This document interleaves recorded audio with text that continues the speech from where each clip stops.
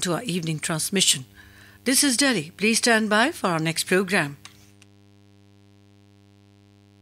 This is All India Radio. You will now hear comments from the press. The Tribune, in its editorial titled Chinese Checkmate, writes, the logical follow-up to the IAF strikes on Jaish-e-Mohammed JEM training bases for terrorists in Balakot should have been action against its chief Masood Azhar. But the Indian delegation met with a setback when an hour before the deadline, China filed an objection at the UN Security Council against his listing as an international terrorist. This was classical Chinese statecraft of trying to preserve its options while holding out the possibility of entering into a quid pro quo if India was really determined on indicting Masood. All through the run-up to the UNSC meet, Indian diplomats had championed the belief that indicting was a done deal and that the world had lined up behind India in its hour of grief and mortification. Listing under UNSC's resolution 1267, also the Al-Qaeda Islamic State resolution, has rarely been contentious. Osama's son was listed last month on the mere suspicion of being the new Al-Qaeda chief. Lashkar-e-Taiba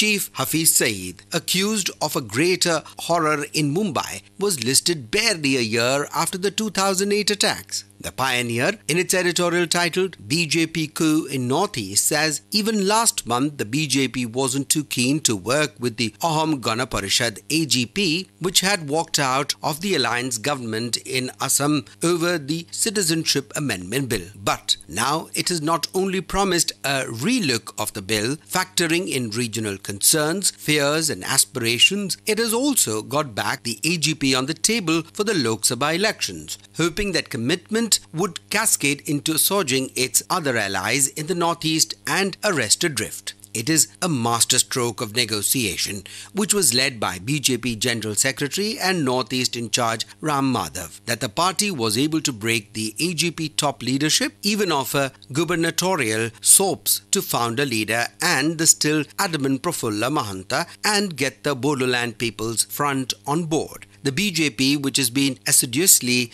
building a constituency in the northeast by fast-tracking development as part of Prime Minister Narendra Modi's Look East policy, is seeking an electoral insurance from the region lest there be some slippage in the heartland, battling as its popular discontent on livelihood issues. The Economic Times, in its editorial title, Vigilance is Best Bet for Social Media, writes, the Election Commission's reported directive to all candidates of political parties to disclose their social media accounts and include all spending on their respective social media campaigns as part of official disclosure is healthy in spirit but weak in the flesh. It only captures the candidate's own advertising, not spots boosting the candidate paid for by others. The need is to ensure transparency on who spends money to influence voting, but this is easier said than done, not just for the country's election commission, but also for the national authorities around the world trying to protect the integrity of the electoral processes. Reportedly, dedicated grievance officers appointed by companies such as Google, Facebook and Twitter will be mandated to take prompt action against fake news and hate speech circulating on their platform. This is fine, but building expectations too high would be naive. In most countries, campaign finance legislation predates today's campaign methods.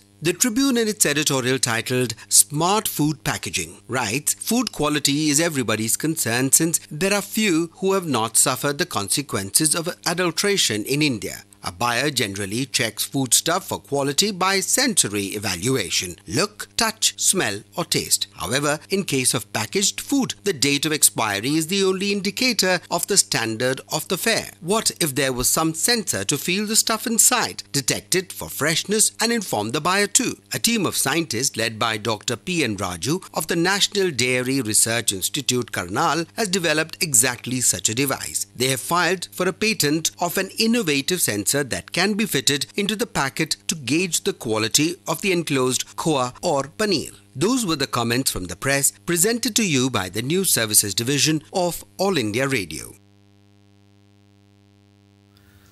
And that broadcast came to you from the Rajdhani channel of All India Radio from Delhi. We now bring you the program highlights for this evening and tomorrow.